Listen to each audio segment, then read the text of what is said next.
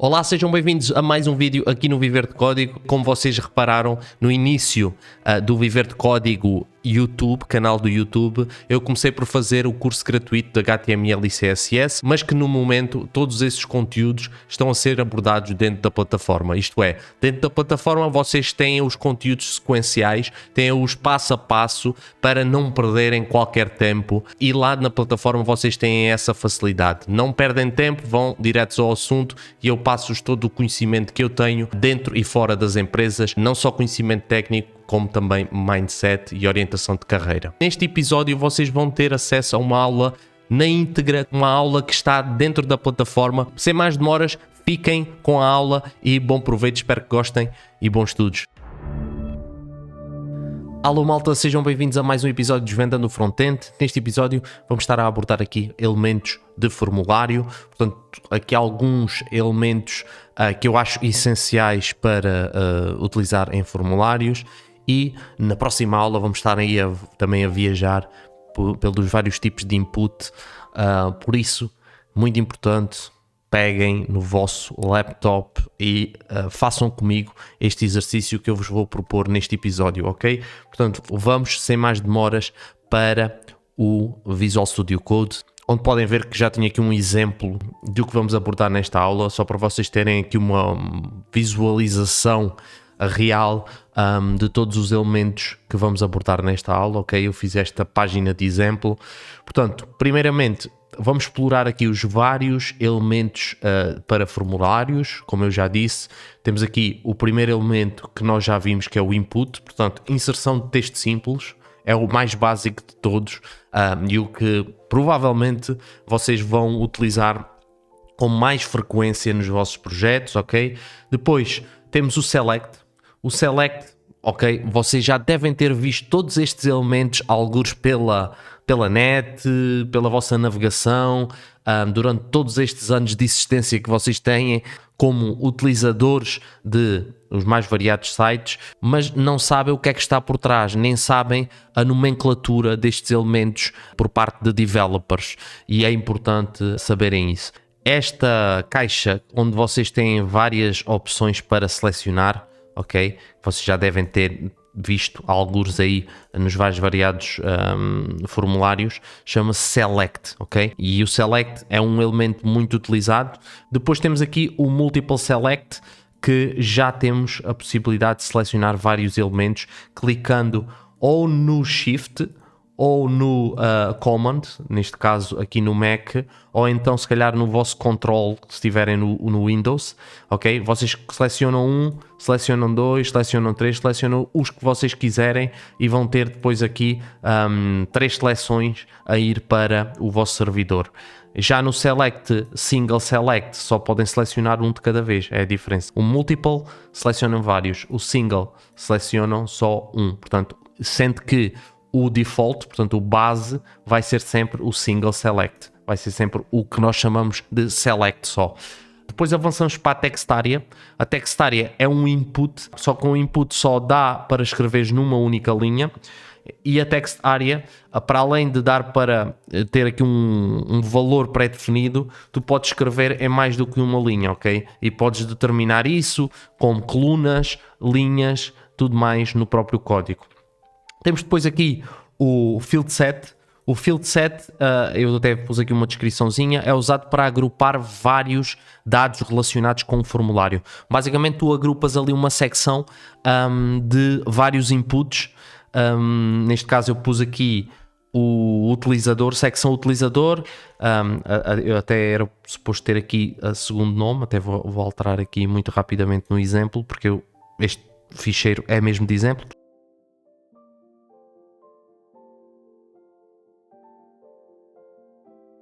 Portanto, temos o primeiro nome e o segundo nome já. Portanto, o primeiro nome pode ser Filipe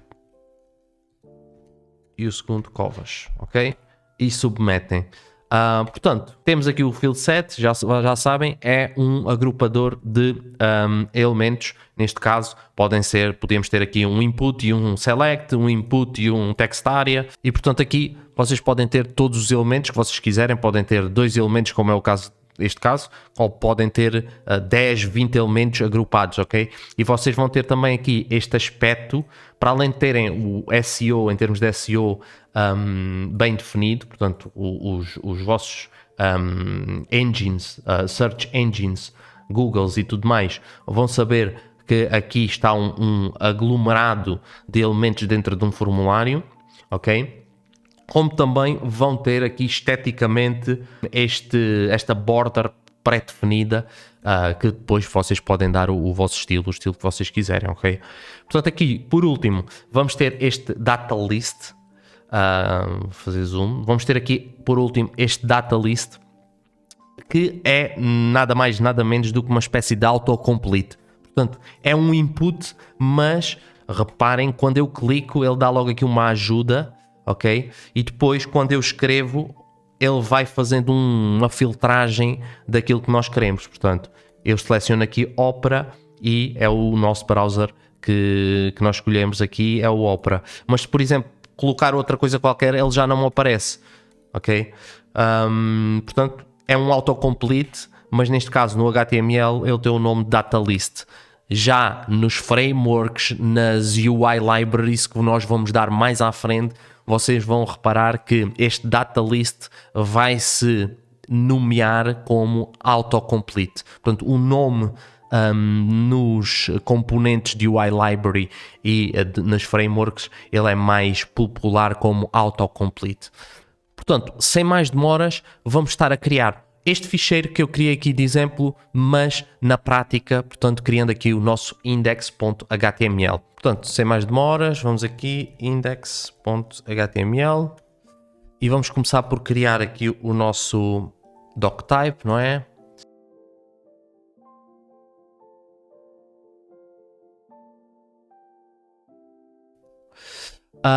Posto isto, vamos começar por criar aqui um main. Portanto, o main é o conteúdo principal do nosso site, ok? E vamos começar por criar sections. São, neste caso, estes separadores que nós temos aqui. Para cada section eu vou então criar aqui um style. Eu estou a avançar um bocadinho mais rápido porque isto nós já demos, está bem? Portanto, é muito, muito fácil. E vou criar aqui a nossa section. E reparem que eu tenho aqui o border bottom em cada uma das sections. Portanto, temos de pôr aqui um border bottom, que é aquela linha em baixo. Vai ser 1 pixel, solid, portanto vai ser solid. Isto aqui é CSS, vamos dar no módulo seguinte, portanto na temporada seguinte. Portanto, não se preocupem, mais uma vez, é só para facilitar aqui a visualização dos elementos na tela. Mais uma coisa, by the way, se vocês quiserem visualizar em tempo real as alterações, por exemplo, aqui no exemplo, se eu vier aqui e em vez de input, colocar aqui input edited e guardar, reparem que ele atualizou em tempo real aqui na minha tela. Isto é muito importante e vai ser muito produtivo para vocês. Basicamente não precisam de fazer refresh à página para ver as alterações e facilita mesmo bastante. Como é que vocês podem fazer isto? O Visual Studio Code já tem uma extensão pré-definida, mas se vocês não tiverem podem instalar, que é o Live Server, ok? Portanto, se não tiverem, vocês vêm aqui a extensões, não é? E pesquisam Live Server. Se repararem aqui, ele é este aqui, Live Server, ele já vem globalmente instalado, mas se vocês não tiverem no vosso Visual Studio Code, podem forçar aqui a instalação se vos aparecer aqui Install, ok? Tenham cuidado que este aqui é mesmo o default e aconselho vivamente este. Para vocês pré-visualizarem, não podem vir aqui e clicar Reveal in Finder, ir aqui ao ficheiro como nós costumávamos fazer e abrir o ficheiro manualmente, ok? É diferente, reparem aqui o caminho. Vocês têm de fazer de outra forma. Vocês têm de vir aqui ao ficheiro, clicar com o botão direito e colocar aqui Open with Live Server. Ele vai-vos abrir um servidor numa porta, reparem que eu tenho aqui em baixo a porta 5500, e é essa porta que depois vai estar aberta e vai fazer o controle, portanto abre aqui um servidor neste caso deve ser Node.js ou algo do género, para fazer a conexão e para fazer esta gestão de atualização em tempo real, e a conexão aqui entre o Visual Studio Code, o nosso ficheiro e o browser. Portanto, é assim que eu guardo aqui qualquer coisa, ok? Ele vai aparecer em tempo real na minha tela. Portanto, fica aqui a dica para todos os que estão a acompanhar aqui a série, que dá muito jeito. Vamos avançar então, continuar com o nosso ficheiro. Neste caso eu até vou abrir aqui o meu live server do index.html e vou começar por criar aqui um header também com o nosso H1, que vai ter o mesmo título do title, vai estar em sintonia, só para termos aqui já o H1. E vamos ter a nossa section com o nosso header da section. Vamos ter o nosso header da section, mas aqui o header vai ter um H2. Lembram-se que o H1 não se pode repetir, portanto o H1 tem que ser único na página, ok? Se tivermos outra página já podemos fazer outro H1, mas numa única página só pode existir um H1. Por isso é que eu aqui crio um H2 e o H2 vai ser input, portanto vai ser a nossa section do input. Aqui vamos estar a criar um input que nós já criámos nas aulas anteriores e que vocês já sabem fazer, ok? Primeiramente vamos criar aqui input e é de abertura e fechamento.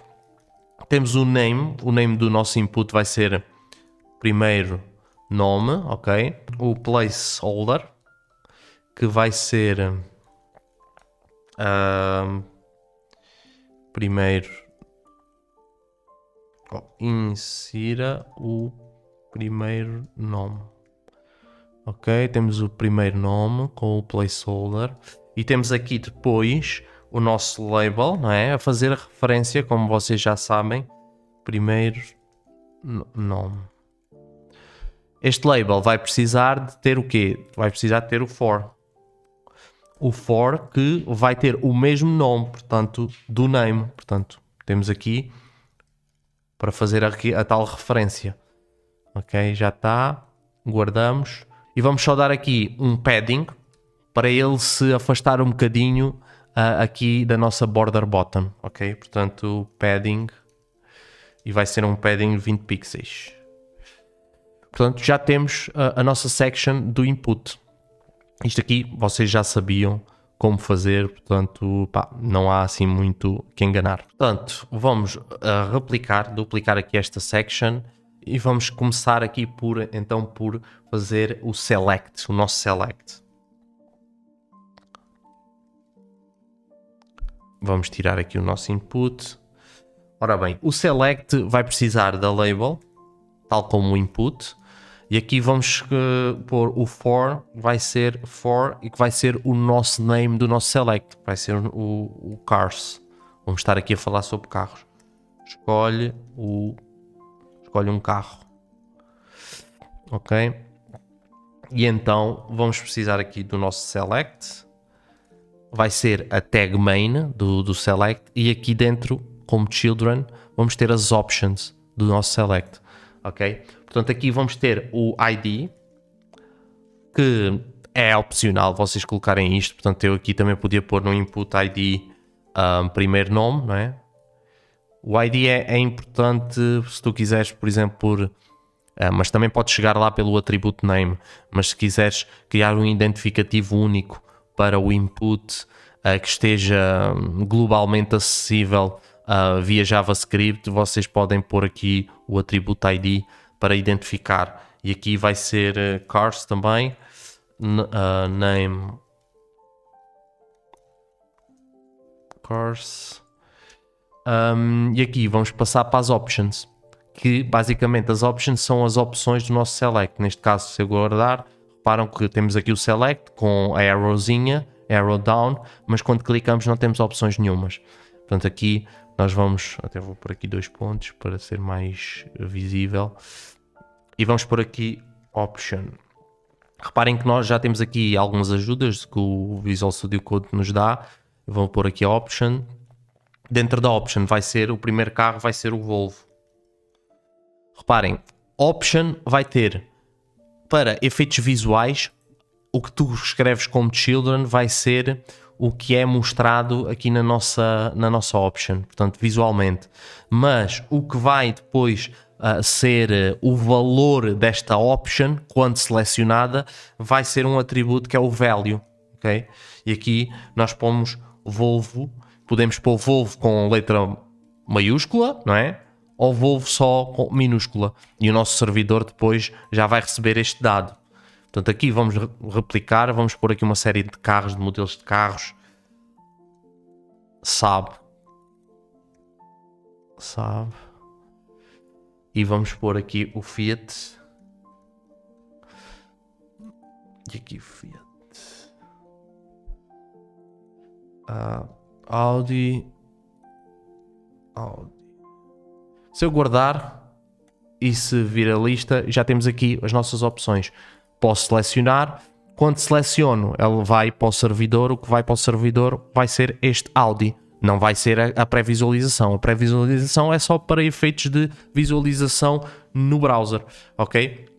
Portanto, para fazer um select é isto. A tag main vai ser a tag select, ok? Vai ter os atributos default, como é os styles e tudo mais, mas aqui o name é obrigatório para fazer referência aqui ao nosso label. O ID, se vocês quiserem ter um controle global via JavaScript, também podem pôr ID. Portanto, é assim. Depois temos os options, as options que vão fazer aqui a nossa listagem de opções do nosso select, ok? Portanto, o primeiro select está feito, vamos então passar para o multiple select, que vai ser aqui o nosso select, vai ser igual, mas vamos ter aqui algumas diferenças. Uma delas é, efetivamente, podemos selecionar mais do que um elemento. Multiple select. Escolhe alguns carros. Portanto, escolhe alguns carros, cars, e aqui vamos ter a mesma seleção, mas aqui vamos ter de colocar um atributo no select que vai ser o atributo multiple. Se eu guardar, ele passa logo aqui automaticamente para outro estilo, outra pré-visualização. Em vez de termos este botão que vai abrir esta caixinha aqui, vamos ter tudo visível, ok? E depois, como eu vos disse, com o Shift ou com o Command ou com o Control, conseguimos selecionar. Por exemplo, eu aqui selecionei os 4. Podia selecionar só um, podia selecionar 2. E aqui também podemos controlar quais são os elementos que vão estar visíveis dentro deste elemento, ok? Desta caixinha aqui. E para isso vamos pôr aqui o atributo size. O atributo size, nós por exemplo, se quisermos 2, se eu puser aqui o size a 2, a caixinha só vai mostrar em primeira instância 2 elementos, ok? 2 options. Já se fizer o scroll, ele vai mostrar todas as outras, ok? Portanto, ela vai aqui assumir também a altura destas duas opções. É basicamente o que o size faz. Vamos então passar para o próximo elemento, que vai ser a text area. Portanto, a text area que é aquele elemento que é o input, mas que podemos então criar várias linhas e colunas e tudo mais. Portanto, aqui vamos mudar para text area. E aqui não precisamos disto. Text area, a tag é text area, como tu podes ver, e aqui podemos pôr, sei lá, um texto qualquer. Ok? Se guardarmos, já temos aqui no nosso ecrã a nossa text area. Isto atrofia um bocadinho aqui com o Visual Studio Code, se isto acontecer. Portanto, se ficarmos aqui com este espaço, vocês eliminam os espaços aqui no vosso software de edição. Pode ser o Visual Studio Code ou outro software qualquer. Podemos trabalhar aqui com o resize dela, ok? Que é interessante. Se nós formos explorar aqui os atributos, temos N atributos. Temos o atributo calls, que vão ser as colunas. Portanto, pode ser 2 colunas, pode ser uma coluna, pode ser 10 colunas. Portanto, isto aqui vai também afetar um bocadinho o tamanho da nossa text area inicial. E pode ser linhas, rows, ok? E nas rows podemos dar também 10 linhas. Ele já vai assumir aqui o que corresponde a 10 linhas, tendo em conta o line height, basicamente. É uma propriedade CSS que corresponde aqui à altura de cada linha. Line height, neste caso, para ser mais preciso em termos de inglês. Line height. Portanto, ele vai aqui assumir, de acordo com o line height pré-definido, 10 linhas e então vai calcular a sua altura, a altura da text area de acordo com 10 linhas. Se nós viermos aqui colocarmos, fizemos aqui 10 linhas, vamos ver que isto vai corresponder a 10 linhas. Portanto, linha 1, 2, 3, 4, 5, 6, 7, 8, 9, 10. 10 linhas certíssimas. Portanto, é basicamente isto. E o mesmo para as colunas. Ele vai ver a dimensão mais ou menos do caractere e vai adicionar 10 colunas de acordo com os caracteres que nós temos, de acordo com o font size e tudo mais. Depois temos também aqui outras, portanto, o style, onde podemos calcular e já vai ignorar as colunas e nossas linhas, onde podemos pôr aqui uma width de, sei lá, 300 pixels e uma altura de, não sei, 300 pixels também, para ser um quadrado. Ele já vai assumir aqui este tamanho. Mas eu não vou utilizar, vou sair aqui do style. É isto, vamos pôr aqui 30 e aqui vamos pôr 5. Onde vão ser aqui 30 colunas e 5 linhas e está feita aqui a nossa text area bonitinha. Portanto, aqui também podemos ignorar aqui o ser resizable, em que podes vir aqui e colocar na text style e vir aqui à propriedade CSS Resize. E reparem que nós temos aqui já várias opções, em que podemos none e ela fica fixa. Portanto, ela já não é resizable, já não é redimensionável, digamos assim. Podemos pôr tipo resizable horizontal, só para ser, pronto, horizontal. Neste caso, verticalmente não ajusta verticalmente. Podemos pôr só vertical e ela não ajusta horizontalmente, portanto vai só ajustar para baixo, neste caso. Portanto, podemos jogar com estas coisinhas todas e nós vamos, à medida que vamos avançando, eu vou fazendo alguns projetos, vou-vos mostrando como é que isto tudo funciona. Para já, vim com o básico de cada elemento e depois vamos avançando mais para a frente com estes atributos todos, o que é que nós conseguimos fazer. Isto é tudo um novo mundo, vocês estão aqui a abordar. Por isso fiquem atentos às séries, não percam um único episódio e treinem muito o que está aqui a ser dado. Façam um exercício, façam o vosso formulário e apliquem isto. Portanto, fica aqui a dica, mas eu já vou falar mais à frente quando tivermos isto tudo concluído. Vamos aqui passar então para a próxima section, que vai ser a do field set. Portanto, vai ser um field set e vamos ter aqui, para já vou começar pelo form, o field set, convém estar aqui já no form. Só porque sim. Action. Para termos depois o botão e tudo mais. E esta action pode ser o example.html. E vamos começar então por criar o nosso field set, que vai ser a tag field set. Ok? Que vai ser o nosso grupo, o grupo de elementos do formulário. E vamos começar então por copiar o nosso input do primeiro nome aqui para dentro. E vamos criar aqui dois inputs, o do primeiro nome e o do segundo nome, não é? Portanto, aqui o primeiro posso até com o Ctrl D passar tudo para o segundo. E aqui letra maiúscula, insira o segundo nome. Vamos guardar. Temos aqui já o nosso field set com o nosso grupo. Falta-nos só aqui definir os BRs. Portanto, BR. Criar aqui uns quantos BRs, neste caso à frente das labels e à frente dos inputs, que é para ele ir para a linha de baixo. Portanto, se nós até criássemos aqui dois field sets, imaginem que nós temos aqui dois field sets. Não, mas primeiro vamos criar aqui o primeiro field set. Falta aqui a legend. A legend é basicamente a legenda do nosso field set. É o que vai aparecer, reparem que sem a legend eu não tenho aqui nada. Não tenho aqui nenhum título do nosso field set. Se nós formos ao exemplo, nós temos aqui o título utilizador e é o que este legend faz. Portanto, se eu colocar aqui o utilizador no nosso legend,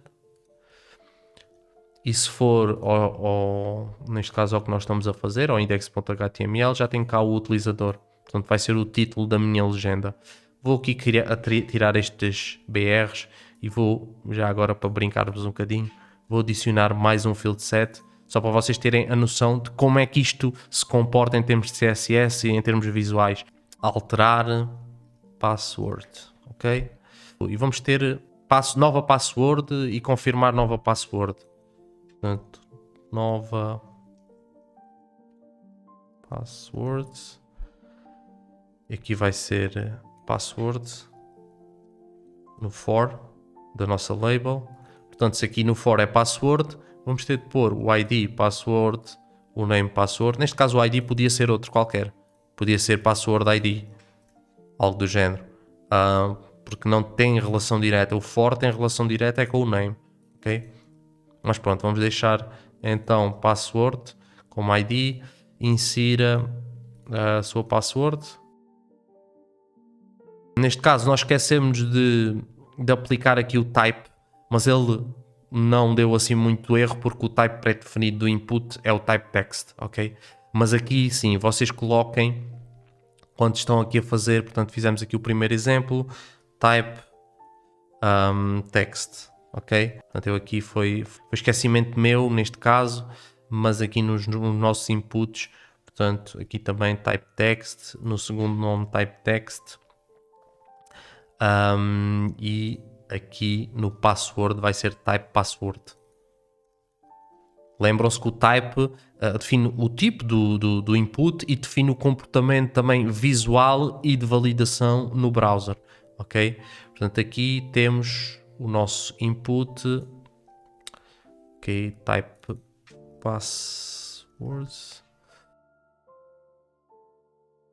ok, confirm password, confirma a sua password, ok, insira a sua password, aqui vai ser confirmar password. Já podem ver que temos o field set número 1 que vai estar aqui com esta border aqui, bem destacado, bem dividido, ok? E depois temos o alterar password, podemos pôr aqui 2 BRs, que era o que eu tinha.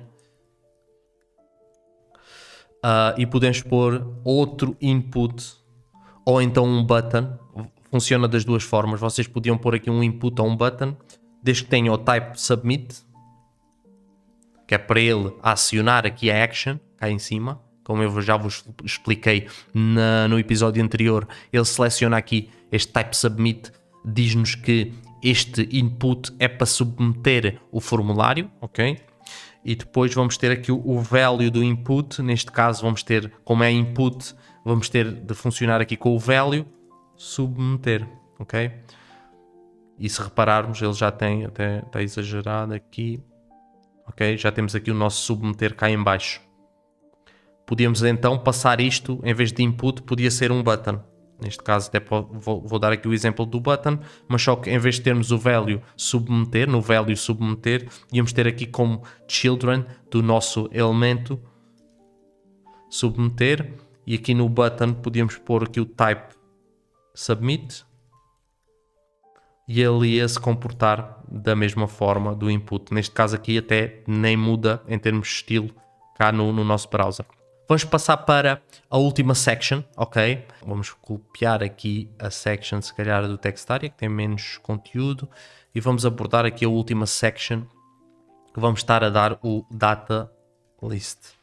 Portanto, o data list, basicamente, vamos precisar aqui de criar um input com label. Vamos criar aqui o nosso input que vai servir para nós fazermos a pesquisa, portanto no autocomplete. Portanto aqui o type, podemos pôr type text também. Vamos ter aqui o ID, vai ser browsers, vamos estar a abordar aqui os nossos browsers. O name também vai ser browsers. E fechamos. Para já, fechamos. Eu depois vou-vos abordar qual vai ser o atributo-chave para criarmos aqui o nosso data list. Vamos colocar aqui um label também. escolho um browser, ou escolho um browser da lista, que era o que nós tínhamos. Escolho um browser da lista, 2 pontos. E vamos ter de criar também aqui o nosso for, não é? E o for vai estar ligado ao nosso name, vocês já sabem estas coisinhas todas. E agora aqui vem o nosso data list, não é? Portanto, o nosso elemento data list, que vai ter também as options. Neste caso, aqui o data list é igual a um select, só que este input vai referenciar este data list através de uma propriedade que eu já vos vou dizer. Portanto, aqui eu até vou, para facilitar, copiar o nosso option, o que nós tínhamos, portanto, já aqui com os values. Isto é igual ao que nós abordámos no select, ok? Portanto, temos aqui option, o value, que vai ser o que está atribuído. Até podíamos mudar aqui para outra coisa no interior. Neste caso, ele assume a pré-visualização aqui com o valor atribuído ao value, ok? Agora, para nós relacionarmos o nosso input com o nosso data list, nós precisamos de colocar aqui um atributo chamado list, ok? Este atributo list no input vai ser essencial, porque é aqui que nós temos depois a ligação entre o data list e o nosso input. Para isso nós precisamos ter aqui o ID. Aqui já é importante ter o ID e vamos ter ID browsers e vamos atribuir aqui a nossa list ao nosso list ID. Ok? E desta forma nós temos uma relação entre o input e as nossas options do data list, ok? Eu acho que deu para entender muito facilmente. Vamos aqui pré-visualizar o que é que nós temos. Ok, ele está aqui com um input normal ainda. De alguma forma não conseguiu. E eu acho que é porque nós colocamos o ID do input igual ao ID do data list, ok? Portanto, atenção a isto. Portanto, aqui o ID do input vai ser no singular, browser. Portanto, aqui o for também do input vai ser browser. E se nós guardarmos, vamos já ter aqui a nossa listagem bonitinha. Edge, ok? Escolhemos Edge. Se selecionarmos outra coisa qualquer não nos vai mostrar nada. Conseguimos depois também selecionar manualmente aqui, portanto já está a funcionar e é desta forma que vocês criam um autocomplete via HTML. E é aqui que entra uma coisa muito interessante que eu queria aqui abordar, que é o efeito de compatibilidade destes elementos nos mais variados browsers. E aqui eu vou-vos dar uma dica valiosa de um site onde vocês conseguem verificar se estes elementos são compatíveis com os mais variados browsers. E esse site chama-se Can I Use? Can I Use? Eu vou pôr aí também na descrição deste episódio este site. Vocês podem então vir aqui, por exemplo, pesquisar o nome da tag data list. E ele vai logo pesquisar muito rapidamente aqui o nosso data list e vai-nos dar aqui uma listagem dos mais variados browsers existentes e das suas versões. E vocês conseguem perceber aqui, analisando uma espécie de gráfico, em que, neste caso, é compatível. Temos aqui a versão menor do browser e temos a versão mais atualizada do browser. Portanto, temos aqui, por exemplo, no Opera Mini, ele não é de todo compatível, not supported. Portanto, basicamente o data list não vai ser suportado em Opera Mini. Já nos outros, está a verde, ele é suportável. Portanto, aqui fica um site muito interessante que eu utilizo várias vezes para ver compatibilidades dos mais variados elementos, quer em termos de elementos de HTML, quer em termos de CSS. Por exemplo, aqui temos, em termos de CSS, temos umas novas cenas que é o has, para fazer condições, que é muito recente. Por exemplo, vimos aqui que o Internet Explorer não suporta este pseudo-elemento CSS. Portanto, é um site muito interessante que vocês podem vir e podem explorar todas estas coisas. Por exemplo, se eu vier aqui e colocar o select normal, possivelmente vai ser compatível com todos os browsers. Pronto, o select normal, porque já existe há muito tempo, já está há muito tempo no mercado e vocês veem aqui que é full full compatível com todos os browsers. E pronto, fica aqui a dica. Espero que vocês tenham gostado também desta dica e que vos ajude no vosso dia-a-dia aí a ter a certeza se efetivamente são compatíveis estes elementos que nós colocamos nos nossos sites. Podem-se fazer esta verificação manualmente, ok? Instalando o browser, mas é mais difícil. Desta forma, vocês têm aqui uma pesquisa rápida e têm uma noção, uau, isto aqui realmente é melhor, se calhar, recuar na introdução deste elemento no meu site, porque ele não vai ser compatível com a maioria dos browsers. Agora, se vocês virem que, ok, por exemplo, aqui no data list, nós verificamos que os únicos que não são compatíveis são aqui estes dois, e quem é que tem a Opera Mini, não é? Portanto, se calhar até é um risco que é possível de se cumprir. Resumidamente, o que é que nós abordamos neste episódio? Explorámos aqui os vários tipos de elemento para formulário, ok? Ainda falta explorar os vários tipos de input, que vai ser na próxima aula, que eu vos vou estar aí um a um a identificar os vários tipos de input. Neste caso nós temos aqui a explorar o input type text, ok? Mas existem outros tipos de input. Explorámos o select, onde eu vos disse aqui a forma de colocar as listagens, portanto com a tag option e o seu valor, o seu value. O multiple select, ok? A diferença de select e multiple select, conseguimos então selecionar aqui múltiplos valores. A text area que basicamente é um input, mas que nos garante aqui ter parágrafos e várias linhas, múltiplas linhas, onde conseguimos jogar aqui com atributos que controlam a nossa text area, incluindo se colocarmos aqui o children, vai ser o nosso default value. O field set que serve para agrupar vários elementos dentro de um formulário. E por fim o data list, que é um autocomplete, corre também aqui algum pequeno risco de não ser full compatível com a maior parte dos browsers, mas pelo que vi até já está bastante atualizado nos mais variados browsers, que te permite teres aqui um autocomplete com HTML, e se quiseres adicionar um CSS também estás à vontade. E basicamente é isso. Este foi o episódio de hoje. Espero que vocês tenham gostado. Pratiquem isto. Um exercício que eu vos aconselho a fazer neste momento é: vejam aí um formulário para vocês criarem sobre o vosso hobby, um filme que vocês gostem, os personagens que vocês gostam. Criem coisas random para treinar tudo o que aqui foi mostrado, tudo o que foi dito. Criem um formulário à vossa maneira e apliquem todos estes conhecimentos, porque mais para a frente vão-vos ser muito úteis, ok? Vou-me despedindo, um forte abraço a todos e até ao próximo episódio.